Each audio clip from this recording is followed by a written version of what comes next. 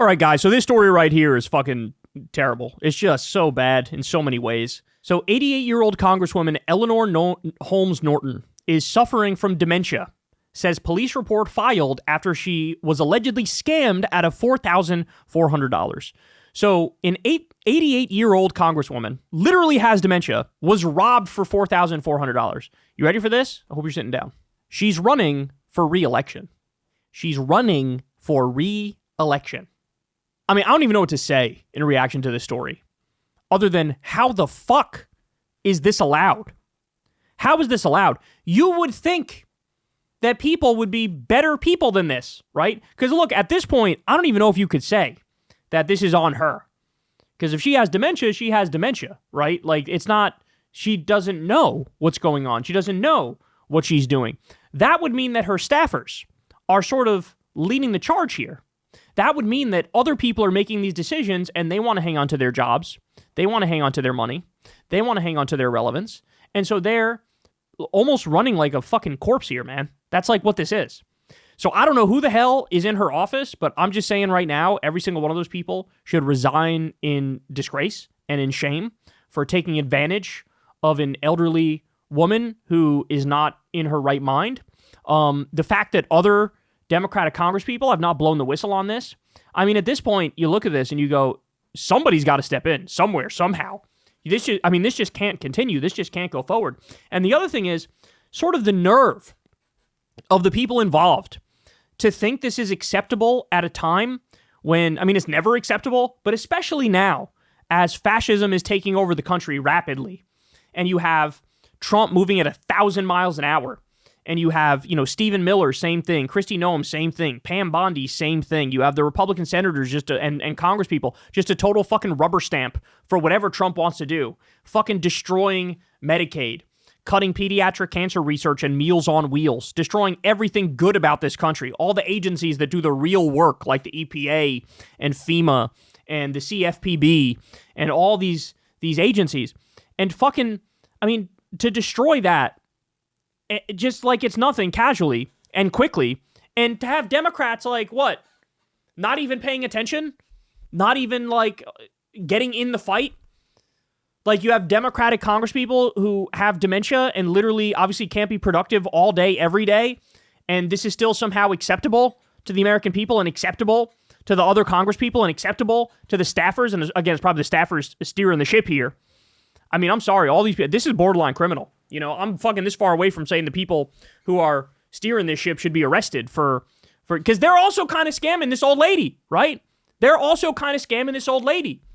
She just had $4,400 robbed from her. She's 88 years old. She has dementia, according to the police report. And you guys are just fine having her continue to be in office and having her run for re-election. I mean, this is disgraceful. And look, I will spare a little bit of smoke for the voters too, because how many times have we seen examples like this where somebody is fucking sundowning very clearly, and then the voters still support them, right? I mean, we saw this with Dianne Feinstein. Dianne Feinstein, towards the end of her life, didn't recognize colleagues that she's known for decades. She didn't recognize colleagues who she's known forever, calling people the wrong name, not knowing where she is, being confused all the time, right? And, her last race, I don't remember what year it was, but she wasn't doing well then. She was really fucking old then, and people supported her.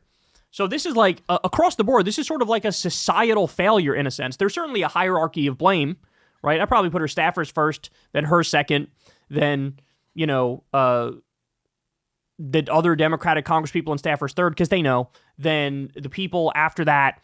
But like, this is ridiculous, man. This is ridiculous. I need Democrats to stop looking at being a Democratic politician like it's a flex. I need you to stop looking at this through the lens of careerism and self-aggrandizement.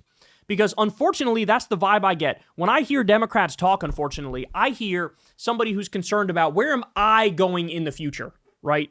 How far can I take this? When I hear a Republican speak, I hear real, authentic hatred and rage pointed at the segments of society that have the least amount of power. I hear them genuinely hate trans people and immigrants and black people and liberals, and that's what I hear. So they are actually about that life. They actually have a philosophy, and they are trying to implement it, and they're trying to ruin this goddamn country with every fiber of their being. On the Democratic side, it's like, I don't know what you believe.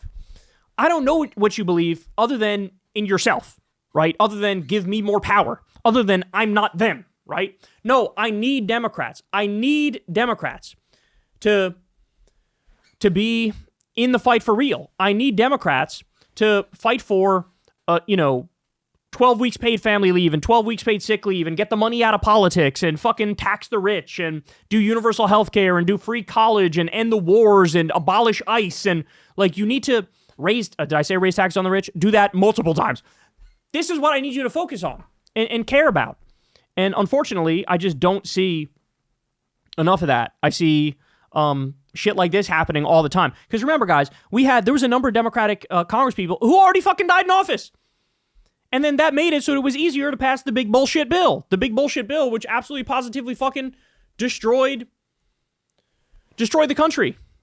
It's got fucking $4 trillion added to the debt and the deficit, and they cut taxes on the rich and raised it on the working class and cut Medicaid $800 billion and kicked 3 million people off food stamps and cut free school lunch and like all this shit. This is all because a couple Democratic congresspeople died.